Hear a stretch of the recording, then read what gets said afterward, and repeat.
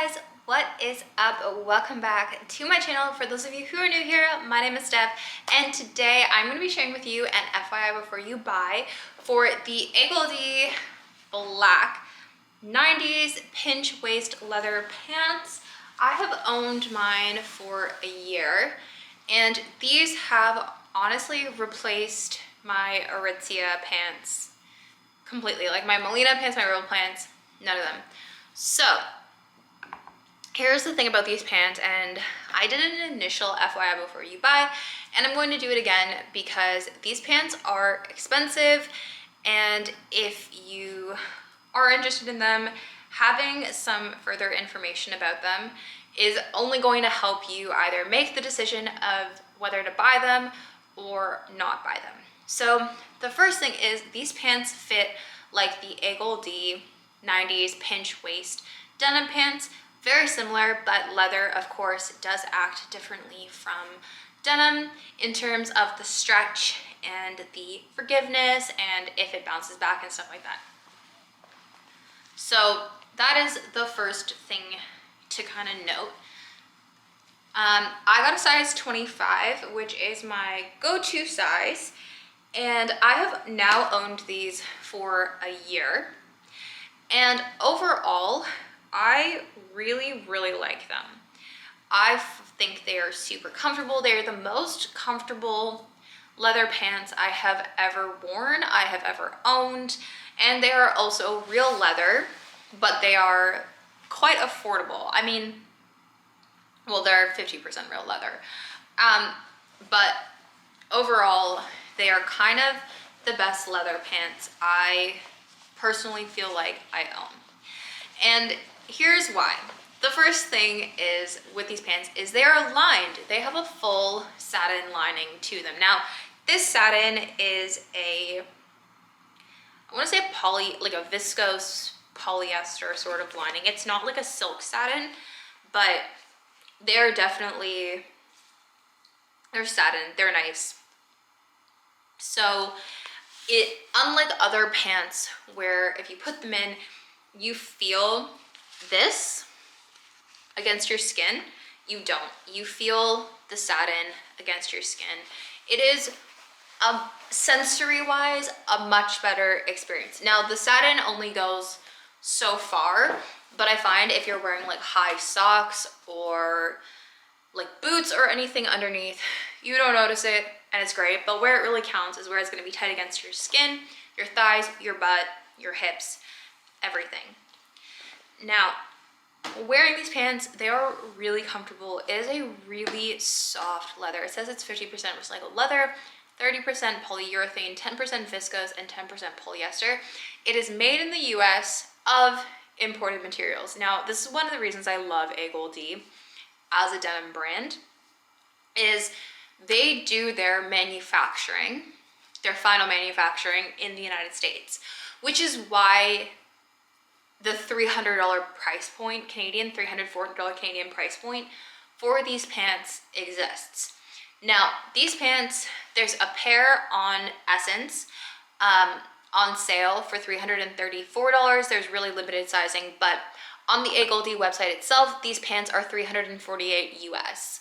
So they are not cheap pants, like I said. And the reason the ones on Essence are a different price is because they're a different finish, I believe, or they're like the older style. So yeah, but there's a bunch of them on sale on Essence right now. I'll link them down below for you guys. Might be worth picking up. You can also pick up, there is the recycled leather version, and yeah, there's a couple options. They have pretty good. Anyways, there's a few different things that's not relevant here. So like I said, these are kind of like, I got these from Aritzia on sale. Aritzia doesn't carry them anymore, but I got them last year during clientele. So shipping and everything is great. I've never ordered from Agolde proper, so I can't attest to that, but I have ordered from Essence, and I've had nothing but good experiences from Essence. Essence is another Canadian company. They are based out of Montreal, and they do contemporary and luxury goods. So it's very great. You can also buy these from Whole Renfrew, Saks Fifth, Nordstrom carries them, Macy's carries them, I think Bloomingdale's carries them. Pretty much anywhere Agolde is carried, they're probably going to carry them. I know that Revolve and Shopbop both carry them online as well. And I'm sure like Harrods and Selfridges in the UK carry them. These are great jeans, or pants, sorry, because of the fit. I think they're super flattering. I think they're super comfortable. I really like them. They fit exactly like denim in the hips and the legs. They fit exactly like that 90s pinch waist denim, which makes it really easy to know how it's going to look on your body if you already have that sort of 90s pinch waist style of jean.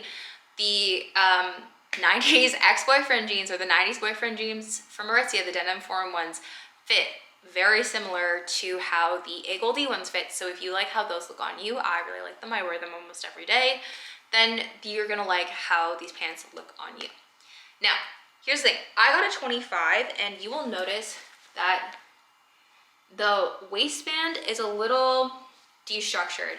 And I honestly wonder if I could have gotten away with a 24 because there has been a lot of give in the leather. And that's kind of expected in from what I know of leather is that there is stretch and there is give. I don't know if with dry cleaning it would bounce back, but please be aware that it is leather, so there is going to be wear through the pant. That is pretty normal. I wore these all last winter. I'm going to bring them to Boston with me. They are just great pants and they're warm.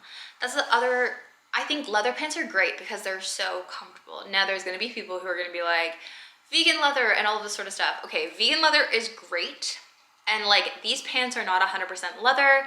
And I wish the satin lining was a natural, like lyocell based satin or something, or tencel based lining. Anyways, that's a different thing. But a lot of vegan leathers are made out of plastics. Plastics are made from oil products. And there are pros and cons across the board to where your oil comes from. And there is an environmental issue with oil, there is a ethical issue with oil, and there is a political issue with oil as well. First of all, I'll go with the political one really quickly. Depending on who and what you're buying oil from, you may or may not, the country, being the you and the situation countries, may or may not be supporting corrupt regimes. So you can see this as if we keep buying oil from countries, if we're going to continue our oil dependency, we're going to keep buying oil from countries that have kind of not so great geopolitical intentions, then bad geopolitical things are going to happen. Then there's the ethical side. Are we going to buy oil? We, again, being the countries, are going to buy oil from countries with questionable human rights or with corruption issues and all that sort of stuff, like buying from El Salvador. El Salvador has a ton of human trafficking issues, very corrupt government, not super stable, all of this sort of stuff, right? There are issues there. Not issues with the people of El Salvador, but the issues with the corruption in El Salvador. Then finally, there is an environmental issue, because if you buy oil, Canadian oil, for instance, it's fracked out of the tar sands, which is more difficult and more intensive on the environment. There are more environmental impacts that way. So there's a whole bunch of bad things related to oil. But the key is, with oil products, is we don't know where the oil in the oil products come from. So you can't either pick oil that is, to your belief, environmentally ethical, socially ethical, or politically ethical. Right? So there's that sort of thing with oil products. The other issue with oil products and plastics in particular is plastics don't degrade. There are microplastics, they're never going to go anywhere. So if we're saying if we have something like a hard plastic can exist in a closed loop recycling situation, right? Like a plastic bottle can be refurbished into a plastic bottle, can be refurbished into a plastic bottle. A soft plastic, like a polyester or something, cannot be as easily recycled in the same way. It's not a closed loop. You can take hard plastics from the closed loop and make polyesters with it, but you can't take polyesters as easily and make them back into the hard plastics. It's not a closed loop recycling process. So then you end up with all of this plastic in landfills or in the ocean and microplastics and all that sort of stuff, right? So yes, there are good vegan alternatives, but if you are going the vegan alternative route, please make sure that you are actually buying a vegan product and you're not just buying a plastic product, because a plastic product actually has more issues with it than the natural fiber alternative in most cases. I mean, if you look at the agricultural process in cotton and all of these things, yeah, there are issues there as well.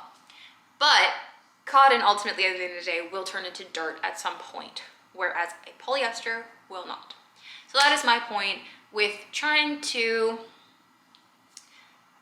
consciously talk about what a polyester is and why a polyester isn't necessarily the go-to and shouldn't be the go-to choice, because I promote consumption. Obviously, this is a fashion channel. So when I'm talking about what I'm consuming, I want to be very conscious to point out where what I'm consuming is, in my opinion, good, and where what I'm consuming is, in my opinion, bad. Overall, I would say that these pants are super, super flattering, but they do stretch out because of the natural fibers. I'm gonna pop them on so you guys can see what they look like and give you guys kind of a rundown on how they feel and how they wear and that sort of stuff, but on so you can see as I'm pointing things out. Okay, let's start up close. So there's a lot of wrinkling happening in the pants, and that is kind of to be expected just from sitting, walking, whatever.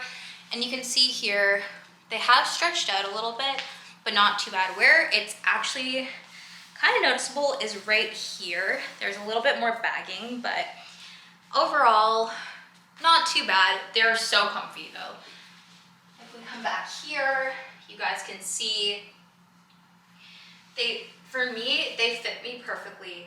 Length is perfect, everything is perfect. I would say they have like a third, like maybe a 28-inch, 29-inch inseam, maybe 30-inch inseam, but so nice, so comfortable. Like, they're very flexible. There's a lot of movement. When you walk, you don't hear, they don't squeak. Like, no fake leather could do that. So they're great, and I really love these so much. You can kind of see they're just perfection. I think if you had a bit more hip than I do, there's still room. If your hips are a lot rounder than mine are, I think you would be very happy with them. If you have bigger quads, there is room. Again, the material is very stretchy. The only thing that I would say is if you are taller than I am, I would say maybe like 5'11" and taller, or if you have longer legs than I do. I'm more torso than I am leg. You might find that they're a little short, but that's my only thing, is there's not inseam options. The size range runs the full gamut from like a 23 up to a 31, 32, I think. Pretty good size range for a contemporary denim company. I feel like Agolde has one of the better size ranges, especially on the smaller side. They do carry a lot more like 23s and 24s. The larger size, I think they could go bigger. I think they could carry more bigger, but both sides of the spectrum need that stock, need that diversity, right? So I think they're doing on one side, good for them. I think they could do the other side too.